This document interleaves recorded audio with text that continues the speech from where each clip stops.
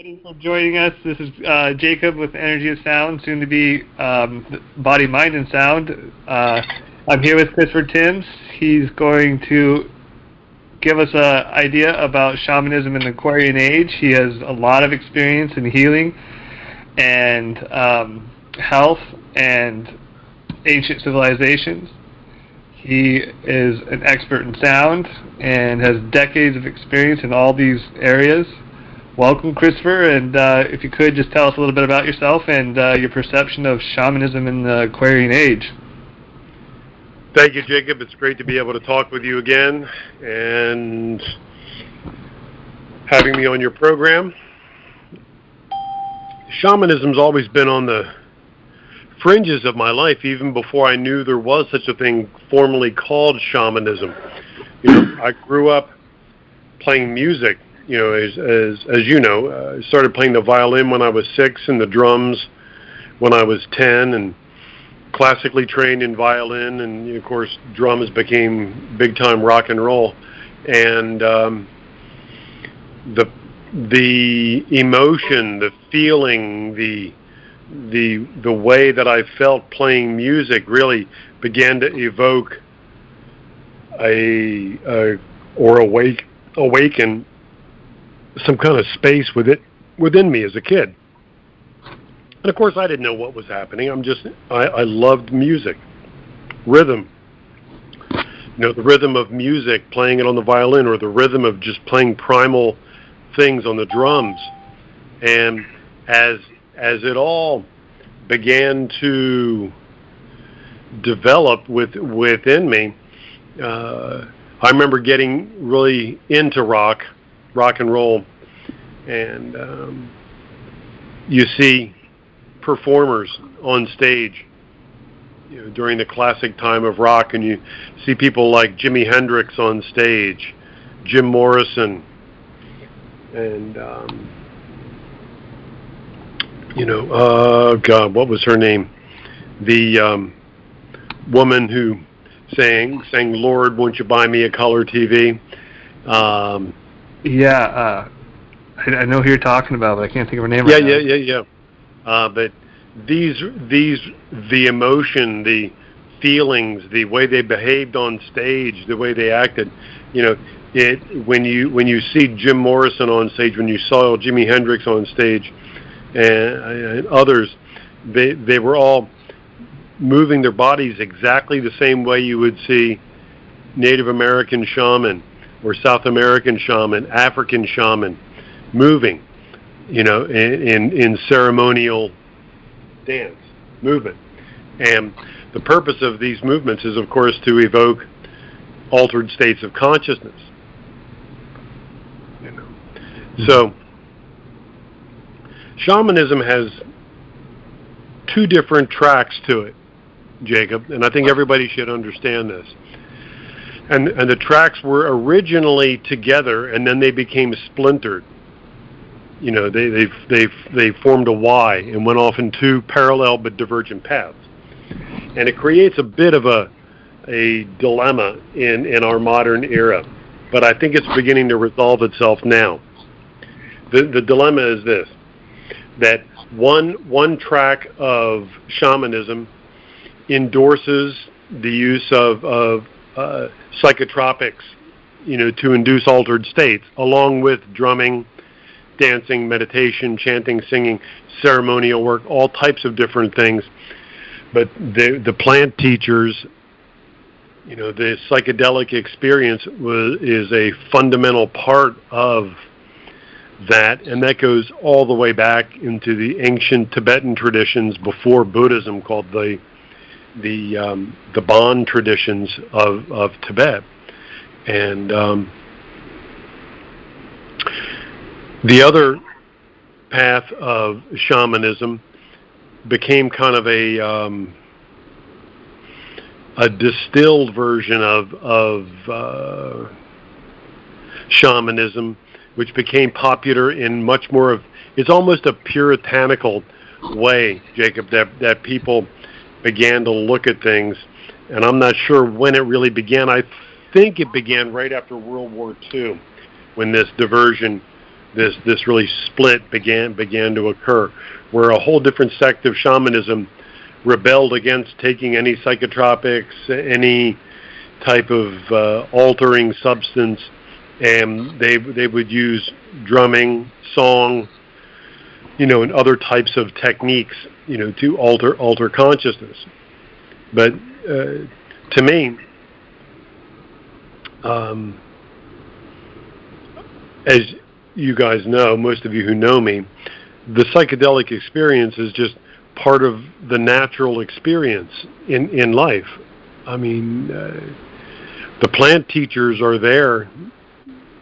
If we can talk about the energies of plants as spirits, and once you become familiar with which ones are allies, which ones are here to help you, which ones are devious, because they all have different personalities, and the art of the shaman is to know who is a good ally.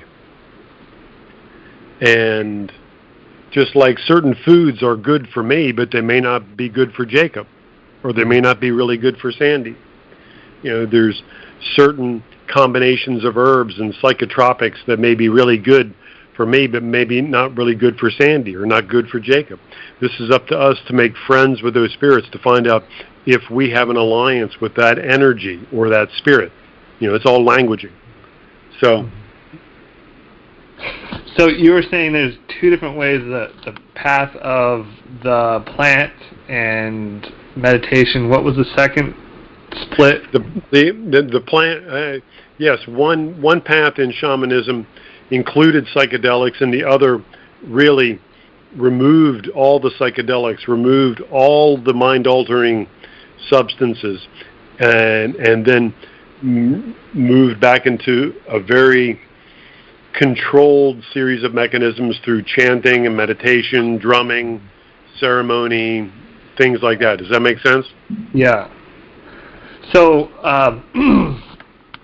in this new Aquarian age, the age of Aquarius, right? How is that changed from the previous age? Is that when it began, the Aquarius, the split? Maybe?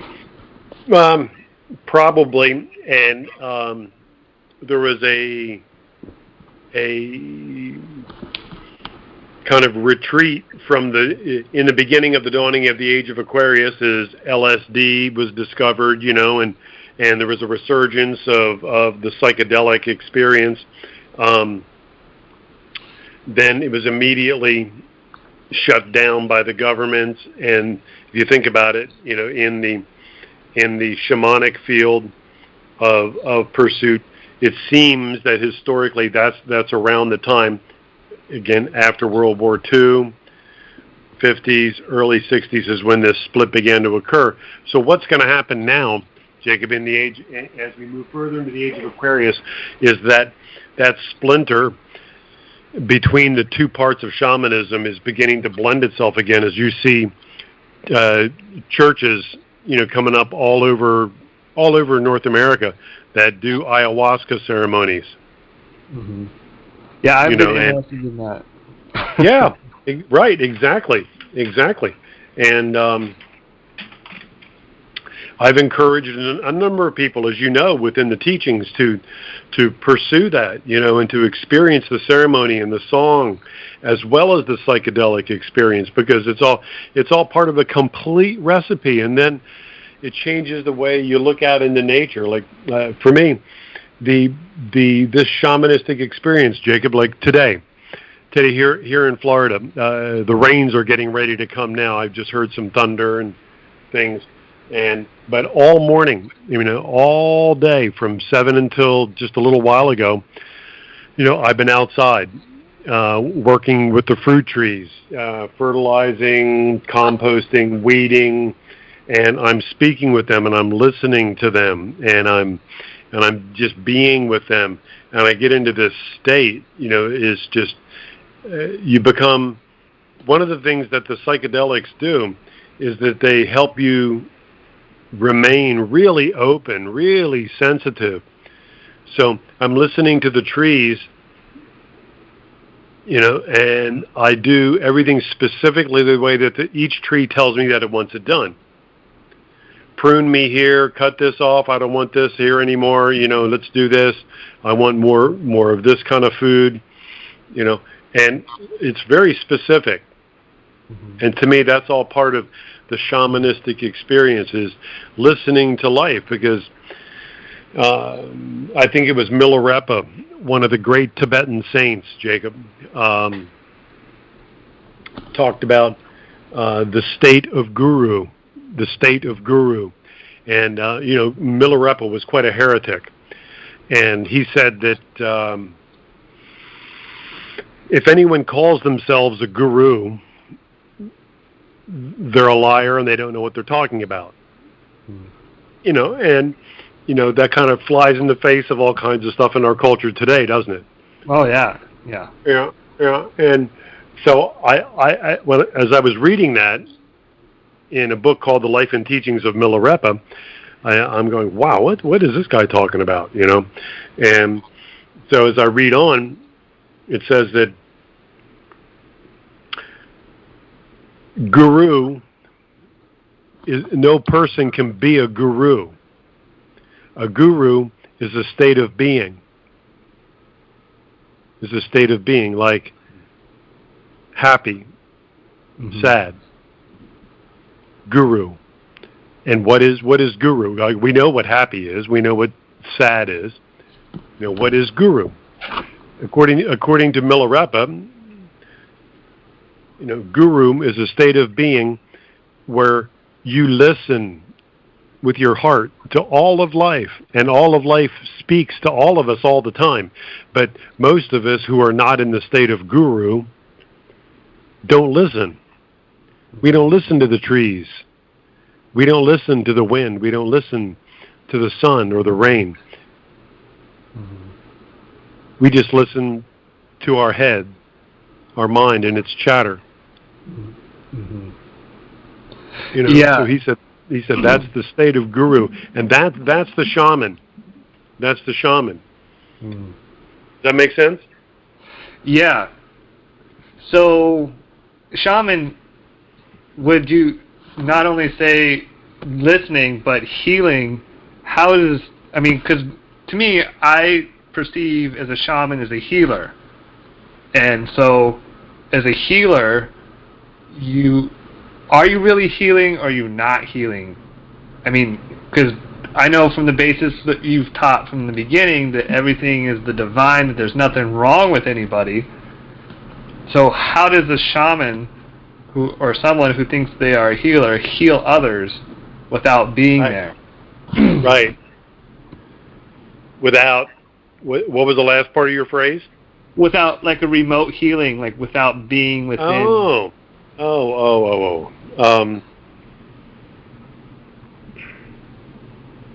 How do they be the healer?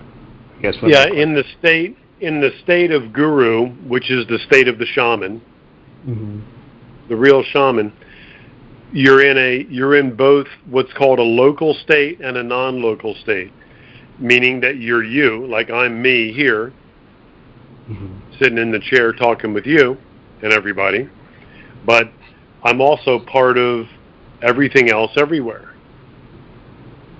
And that's not just a concept, that has to be an experience for it to be the state of guru or the state of the shaman, to be a real shaman. And in that state, Jacob, when you're doing what's called absent healing with someone, basically, the way an absent healing works is peculiar. All right, and I'll go back into ancient texts for this one. Is that okay? Oh yeah, do it, whatever you got. Yeah, this is right out of the Gnostic texts. When you'll remember this story. It's when 3 women were brought before Jesus who were thought to be possessed by demons, and Jesus and a whole crowd of people, men and women, because most of the men that traveled with Jesus had their wives, families, everybody traveled together. It's like a whole clan. And So these people came to the entrance of a village, and the villagers brought these 3 women before Jesus and said, "You have to help us. These women are possessed by demons." And this is a story of absent healing, because he didn't touch them, he didn't step close to them, he just moved his hand to the crowd to get their attention. And literally the translation from the text, and this is directly into English from ancient Old Aramaic, is that he relieved them of their misunderstandings. And boom. And so by his presence, whether they were 1,000 miles away or whether they were standing 10 feet in front of them, he was able to connect with them and at a subconscious level relieve them of their misunderstandings. That's what absent healing is.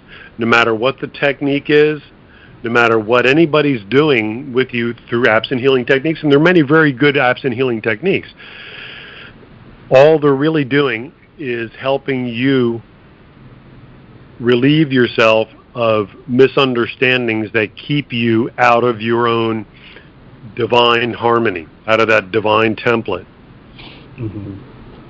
So pretty much, like you were saying, like you said many times, a reminder. Yes. So, yeah, he relieved them of their misunderstandings, and basically, by his presence, was reminding them at a very deep level of their own divinity.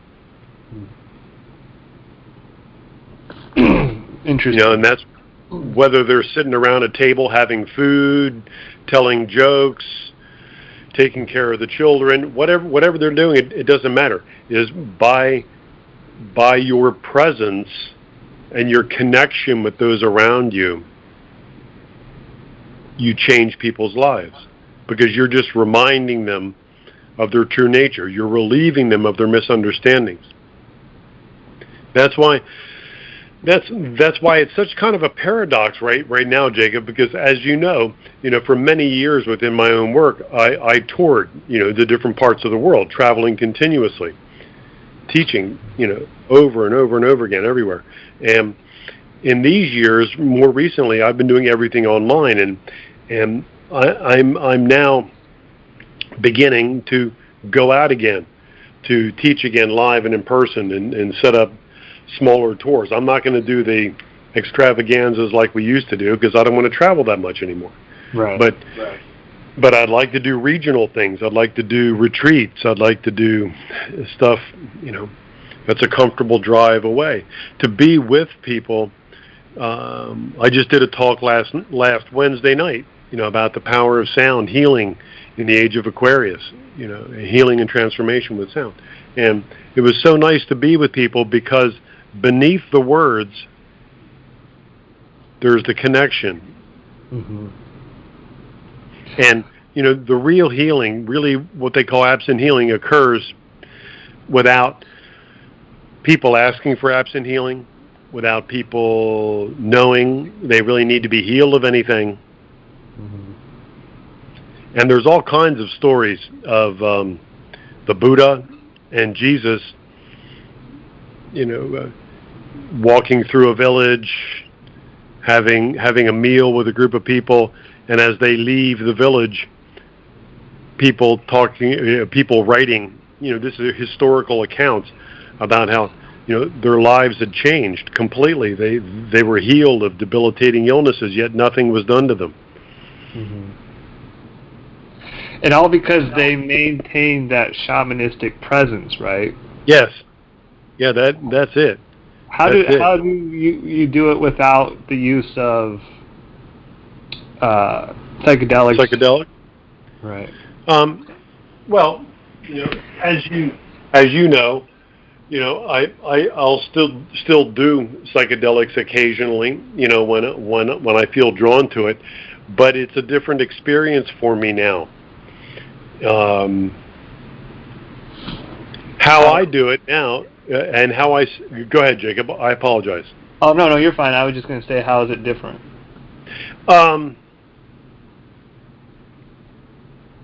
It's the same and it's different. It's the same in that I'm always challenging myself to let go more deeply beyond myself, to dissolve away that much more completely this time than last time.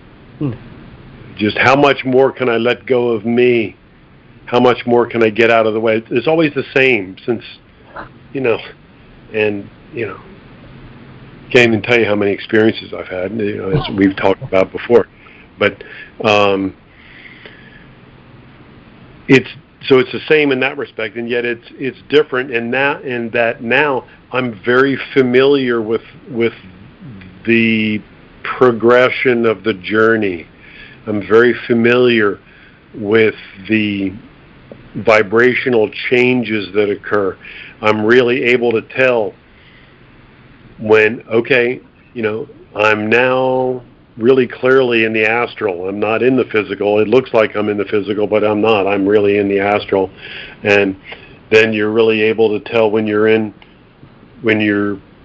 things begin to melt away, that you're transcending space-time. And I have a much more comfortable roadmap on this road less traveled. Does that make sense? Yeah, yes, I see what you're saying. You basically have established your understanding of how the process works when you go into a different state of being. Right, like it was probably a year or a little more ago, I had a psilocybin experience in a isolation tank here in Melbourne, where there's a place that has isolation tanks that you can rent time in. And so I took a dose and went into this isolation tank, and in an isolation tank you're laying down in like a big sarcophagus, which is filled with water with Epsom salts in it, and you're floating in this water, completely covered, total darkness, total silence, and it's a great way to isolate all your senses, so you're not distracted by anything except with what's inside your head. So in that experience, being very familiar with it, I realized that the first layer of the journey is always about the mind chatter and the different layers of things that go on, and you can feel the body sensations, you feel your vibrations changing, your mind chatter escalates, multiple voices, all these different things go on, and then I could feel it building, and then, Jacob, what happens is I literally feel it, like it's like you're in a big cosmic slingshot and you're getting pulled back. And you can feel it around your spiritual eye and your crown, and then all of a sudden, kaboom, you're shot out, and I felt like I was 1 billion miles away from that isolation tank, out in the middle of the universe somewhere. Interesting. Oh yeah, and no fear, because again, I'm familiar with it. You see, so that's how it's really different. The first maybe dozen or two times you do something like this, you're kind of going, whoa, what's going on, But as soon as you get familiar with it, then you can really notice the nuances. Then your awareness really builds. And see, that's when you're developing a friendship with the spirit, the ally, and then she'll show you, because these are female spirits, and they'll show you, they'll care for you, and they'll teach you. Just without words. It's all just transcendent to all of that. So it's the same now, but it's different. Interesting. Many people who have out-of-body experiences talk about psychedelic experiences or NEDs. Now, is there a difference between this experience, that you have between the NEDs? Because I've heard people say, I've seen the light, and the light flashed before my eyes, and I hear a sound, so forth. Yeah, no. You're literally, as your vibration changes, this is a the biochemical response from the psychedelic creates an electromagnetic shift within your neuronet that simulates death. So basically, you're going through a death of the little self, the temporary self, just like when you would, just like when you would die physically. Because when you die physically, you're not dying. It's just that you're dying of the little self, the temporary self, this vehicle that we're in. And that's what happens in psychedelics. You know, the real purpose of the psychedelic experience is to free you from yourself. And that's exactly what it does. It gets you out of your own way. If you let it, you can fight it and stay in control and just have a really low phenomena kind of experience, see colors, laugh, have some fun, blah, blah, blah, blah, blah. But the real journey is about self. Is how deep can you go? How far can you go? How much can you let go of? And what about how long you can maintain that? Yes. Yeah, how long you can maintain. So that goes back to the other part of your question about how I maintain that now without the psychedelics frequently.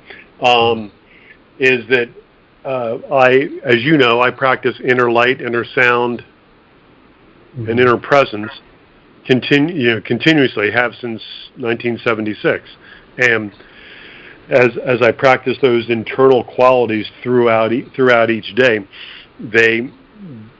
the appreciation that I have, the depth of those experiences, has just been accentuated by the psychedelic experiences over my lifetime. So they keep me internally clean and still and empty inside. And then it's up to me to take that stillness out into the front yard or the backyard with the trees and to listen to what, the fig tree has to tell me today, or the mulberry tree, or the bananas, or, whatever, the papayas, whatever it is that I'm doing, just to listen to see what they have to tell me today. Does that make sense? Inner light, inner sound is the key to maintaining it. It is. It really is. And I'll tell you what, when you combine drumming, psychedelics, and then inner light, inner sound, and inner presence, you've really got just an unbelievably powerful, potent recipe to slingshot you beyond yourself. Yeah, I've been really interested in starting a ayahuasca church. I would love to do that, and I tried sending some information to a guy who already started one, but I haven't heard back from them. But I'm sure I think that would be really fascinating, and really interesting. It really would be, Jacob, and it's part of the time. It's part of the time that we're in that these types of experiences are available for people to reacquaint themselves with, because virtually all of us did all this all the way back to ancient Egypt. The blue lotus is a psychedelic, and the blue lotus was, the foundation of our mystery school, the temple of Dendara, Hathor. So, can you, give me an idea how the shamanism is different between in the Aquarian age than it was in the Pisces? Yes, in the Piscean age, there were only a handful of people that realized that the ceremony wasn't a power in and of itself. So people looked to the power of the ceremony as some secret recipe, some magic incantation type of a thing, separate from themselves. But now, more and more people are getting to realize what I've been teaching for 30 years now. called The Science of Ceremony, where we realized that all of the ceremonies, whether they're Aboriginal or Hopi or Sunni or Inuit, any of them, Buddhist ceremonies, African ceremonies, any of the ceremonies are recipes to trigger internal experiences that you already have inside you. They are languaging or recipes that triggers the opening of doorways within yourself. It's not that the ceremony has any power. Mm-hmm. It's that the ceremony, the story, is a recipe that literally shifts your neuronet as you experience it, and then opens a door. So in the age of Pisces, most people had no idea of that. They thought that the ceremony had power. And now people are beginning to realize that it's just a symbol for what's happening within them, and then the ceremony actually takes on a greater potency now than what it did before, because they're doing it with a higher awareness. Does that make sense? Mm-hmm. And also, I think what came to my mind is that when people believe in something and they give it that, they have that perception as the ceremony is the key, then it becomes what they perceive, right? Yes. You'll always find what you're looking for. Yeah. So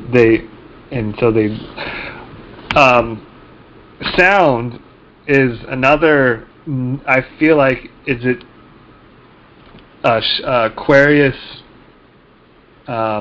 tool that we've developed more so now than we have in the Pisces as a shamanistic tool?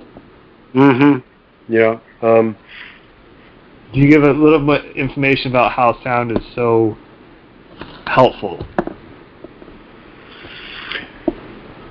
Well, as we begin to decode reality, moving into the age of Aquarius, we realize that everything is vibrating. Everything is vibrating, and if everything is vibrating, everything has a frequency. Whether it's a sunflower plant or a papaya plant or an orange tree, everything has a frequency.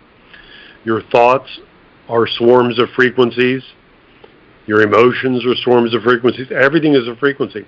And all of these frequencies affect us.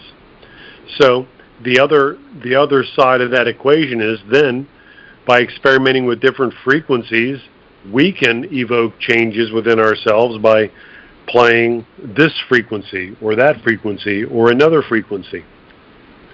And so we've begun to, in one sense, Jacob, we've begun to demystify the world around us, and we can look at the beauty of the world around us without losing that, as well as see that everything around us are swarms of frequencies. Everything is what would have been called during the time of the Gnostics and the Essenes the living word. Everything around us is this living word, the word made manifest. The rain falling from the sky, the wind blowing through the trees, the thoughts you and I are having, the conversation we're having, the bodies that we inhabit. It's all just the living word, the word made flesh, vibration. And so now we're really beginning to experiment with the frequencies that are within us, brainwave patterns, mapping out brainwave patterns. What does it all mean? When you move to an alpha state from a beta state, a theta, a delta, what is this gamma state? This is all frequencies, sound. So we're really opening up a beautiful arena of exploration of music and drumming and rhythm, because rhythm is frequency, drumming is frequency too. How many beats per second, and what kind of beat? Are you playing a heartbeat? What are you playing? all the different rhythms have different kinds of effects. And as we know, in different parts of the world, tribes that live miles away would communicate with each other through drumming. The drumming was a language. The rhythm and the cadence of drumming and the sound would carry for miles would, in a few moments, travel miles and miles to another village where people would hear that and they would know. They would be able to have communication. They would be able to share conversation, literally just through drumming. And we're really experimenting a lot, as you know I do, with tuning forks as a way to administer specific frequencies and their effects on human consciousness, on plants and animals too, and just consciousness. Yeah, I took your course in the SED training, and right. when I do my tuning fork work with people, they enter into altered states just sure. within 10 minutes, which is interesting, because they're like, I've never experienced anything like that, and the sound is it literally carrying them into a higher state, or are they just resonating with the sound? There you go. That's what it is. See, no, the tuning fork isn't doing it. You're not doing it. They're doing it themselves. You've activated a portal within them, and they're traveling into that state themselves. Interesting. They've chosen to take that specific. That's right. That's right. And I mean, that's a great word, Jacob. Chosen. Years and years ago, when I was beginning this work, I would do a lot of psychic fairs where I would go and I would do tunings on people. And there was a lady that I did a tuning on. I will remember it forever because it taught me an awful lot. She and her husband, she had several children. I remember she was an Italian lady, Italian family. The husband didn't want to be there. I remember he was kind of grumpy, and the kids were doing what kids do, and but she really wanted a tuning. So her husband said, okay. So she got on the table, and I gave her a really good, deep, just a level 1 tuning. And it looked like she lost 20 years laying on the table. She turned into like Sophie Loren laying on the bodywork table. For those of you who remember who Sophie Loren was, just this Italian movie star, just beautiful. And as she was there, and she was so peaceful and happy, let her lay there for a minute, and her husband was like tapping his watch, like, come on, hurry up. So help her get up. And she was so happy, and she reached over and gave me a hug, and I saw her husband's looking at me like, okay, what is this? And so then she leaves, and what I saw taught me volumes, Jacob, in these moments that are now unfolding. Because you mentioned choice. What happened is that she walked right into the field of her husband and the kids and the life that she knew before she got on that sound table. No, that wasn't even a sound table. It was just a regular table. I just did the tuning fork work. And so she walked right in, meaning walked right through another portal back into the world she was before. And I watched her put back on 20 years of aging, walking 10 feet away from me. Wow. And it was like, wow, what did I just see? Yeah. Interesting. Because it is choice. And the world is malleable. The world is not solid. It's all vibration. Yeah. I find myself I try not to try not to tell my wife things. Sometimes I do. I slip. And I say, you can choose to do this, or you can choose to do that. Everything's a choice, you know. Right. Everything. It doesn't matter. And of course, she just scowls at me, and I swear there's daggers coming at me through her eyes. Oh, yeah, I know. You know how it is. It's so hard. I think that's another thing we covered. We got about. I want to let the other caller who's on ask a question. If you would like to ask a question, I think there's a question mark if you're on the app, or you can choose *6. And anyways, I wanted to mention that is being with you and learning so much and understanding how the universe works and how shamanism is. And a lot of this I've kind of known. I just like to ask you because it's a great reminder, but it's always fun to talk to you. And one of the things I wanted to mention was I've become more aware of others' perceptions and their choices and my own too. And I think that's a difficult part for someone who becomes aware and not telling them, say, hey, you might want to choose this or do that. But, and like you said,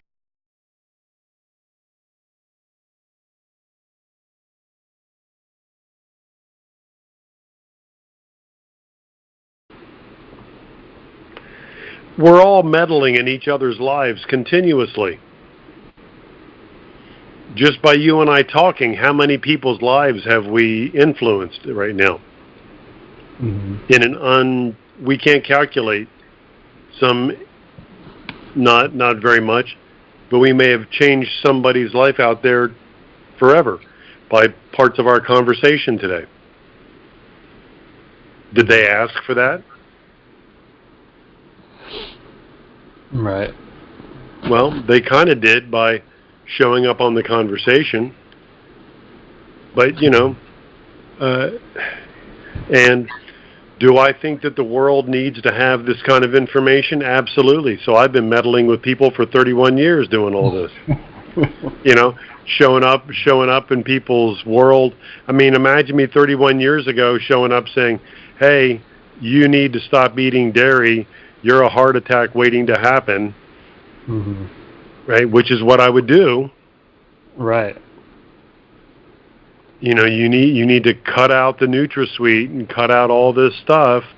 Saccharin, I guess it was back then when I started. Cut it out. Mm-hmm. You'll find that stuff's poison. Oh, that's fine. The FDA says it's good for me. Okay. Yeah. No, you know, jump in with both feet. Don't be afraid. Don't be afraid. Meddle. I mean, you know, this is where I learned from my wife. Okay, my wife has no problem telling me what to do and why I should do it. And I'm sure yours is the same way, right? Oh yeah. Right. And you know, they're right a lot of the time. Mm-hmm. And even when they're wrong, they're right. So I just go with it. So no, don't ever worry about that, and nobody should worry about that. You know, so much of this stuff, like with healing, all you have to get someone's permission before you they enter your field. You know, or you enter their field. You know, I think about my sisters every day. Mm-hmm. My two sisters, one's in Delaware, one's in North Carolina, and I hold them, and I just wish them well, and I tell them I love them just inwardly every day. Do I have to call them and ask them if I can do that? Right.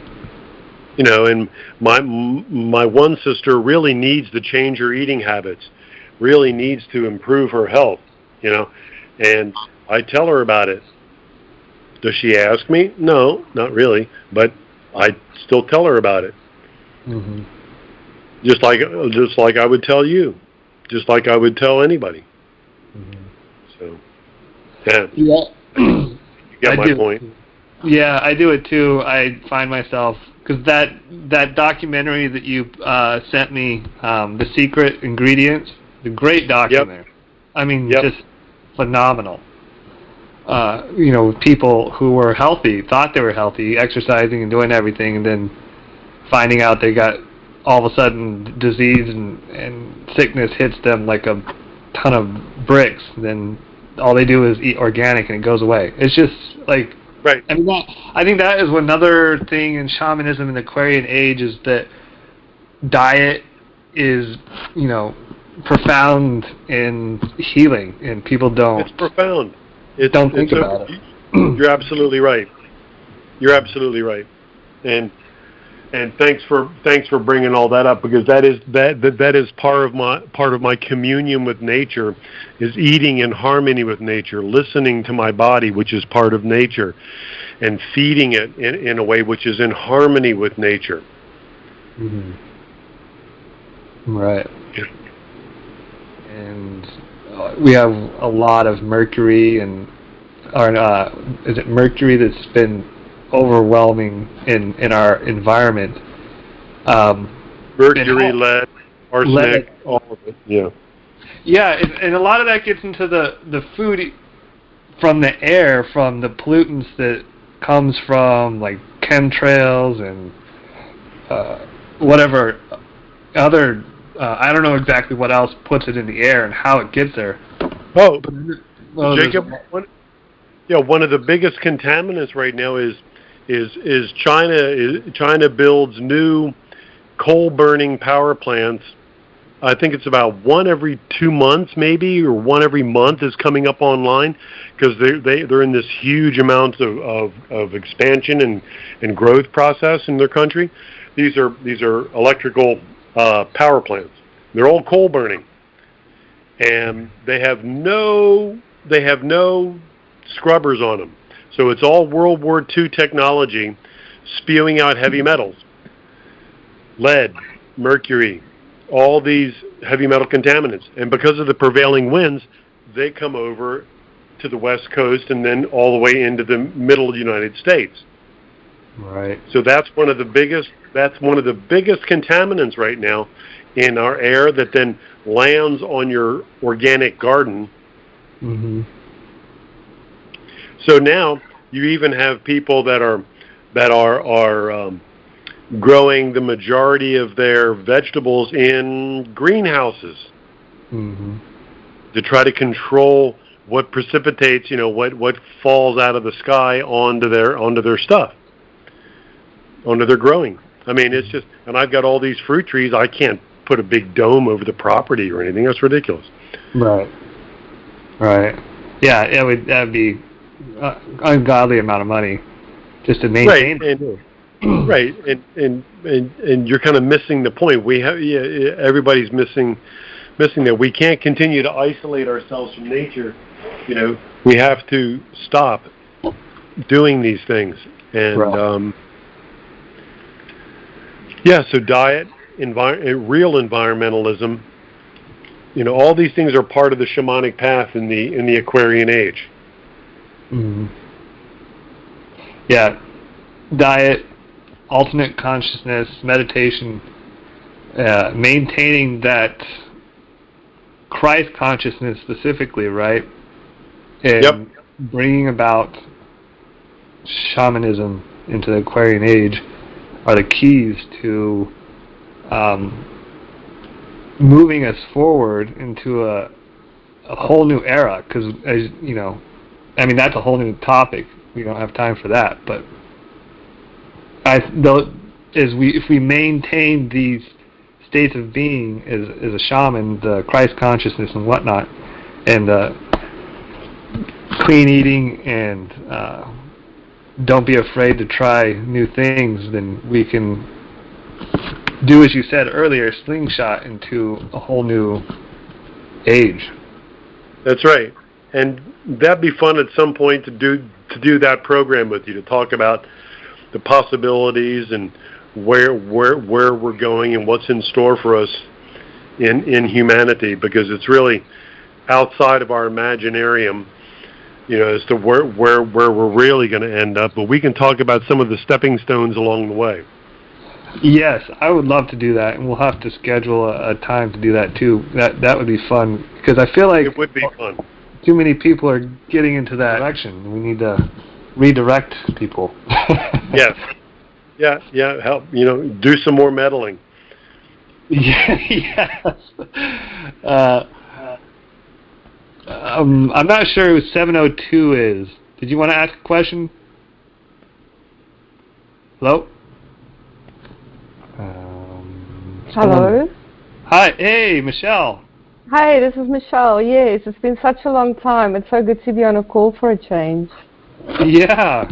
Did you want to ask Chris a question before we close up?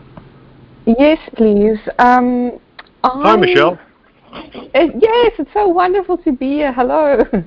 I'm so glad to hear your voice. I'm so glad to know that you're safe and you're doing all right. Oh, thank you. I totally would have missed this call, but I was speaking to Sandy a while ago, and then she told me about this. I think I've been kind of out of the loop because I completely stopped using Facebook, so I tend to not see the invites, but very glad to be here. My question is, I have been feeling like I've never tried any plant medicine before, or any psychedelics, and I've been feeling like it's something I would like to try, but yet I have not felt drawn to the so-called shaman who come out to my side of the world to host these ceremonies. So my question is, how important is it really to be with someone who's hosting something like this that you really resonate with? Because it feels to me that there's just a million people calling themselves shamans nowadays, right. and they're not really trained to do these programs, and yet they do, and somehow that just doesn't sit right with me. Right. There's no shaman official board of testing, Yes. for competency. No, it's really not essential. The role of the leader is to be there as a reference point for you in your journey. As you begin to expand and move out of your box,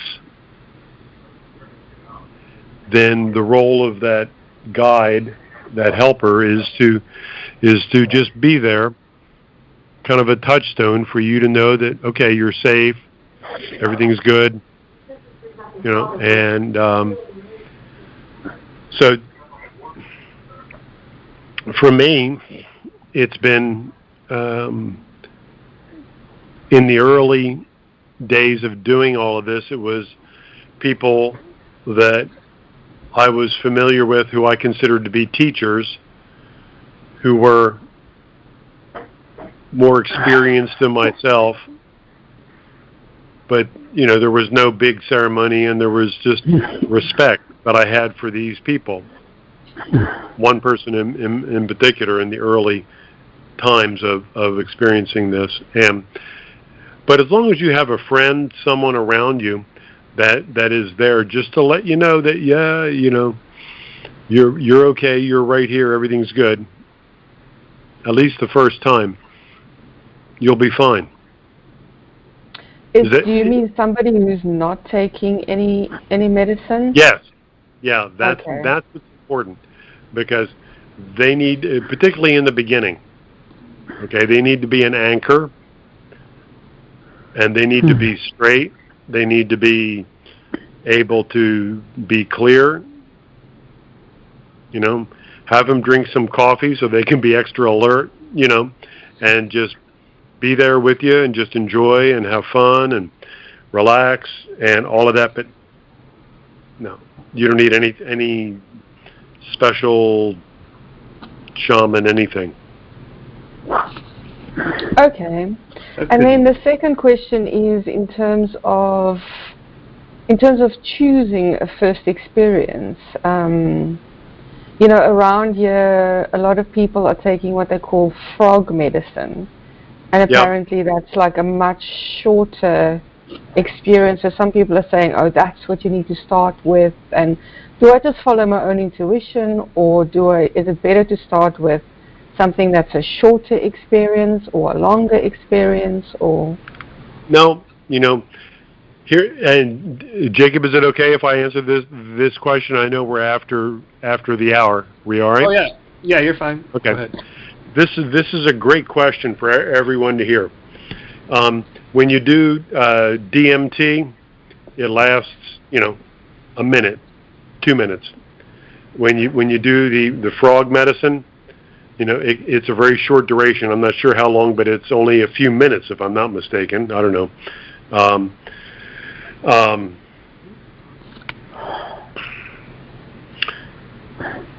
Yes, there's benefit, but here's the drawback.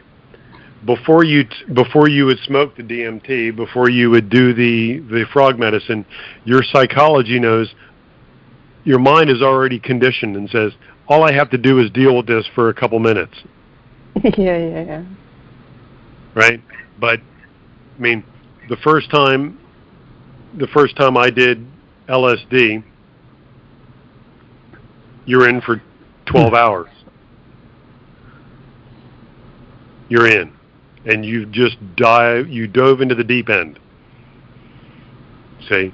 And that's what you want. You want to confront yourself. You don't want to dance around with yourself. We've all been dancing around with ourselves all of our lives. Let's just dive in the deep end. Let's just get it done. Let's dissolve ourselves away. Let's just blow ourselves to pieces so that we can discover our own true nature. Does that make sense? That makes sense, yes. And you're fine. You know, I mean, the scariest thing you're going to experience on a really deep trip, you know, are memories that come up, you know, and you just say, that's not me. That's not me. Been there, done that. Memories come up, pictures come up, you know, you'll have the voices that come up that say, you're not worthy of this, you know, you're a failure, you've this and that. We all have those things. I had all of those things just last year in the slingshot before I got shot out into the middle of the universe. All right? You know, so you just disassociate from all that. That's in everyone's psyche, whether you're the Buddha or whether you're Jacob or Michelle. Everyone. Don't worry about it. So dive into the deep end. Okay, that's great. And I've heard you say before about when you're entering the experience, listening to the sound. Mm-hmm. Can you just say a little bit about that? Are you supposed to maintain that throughout, or do you just do that in the beginning, or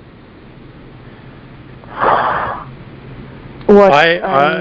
You'll find it comes and goes as your awareness will shift off into what you're realizing, what you sense in those moments, and then you come back to the sound again. The sound now becomes your touchstone.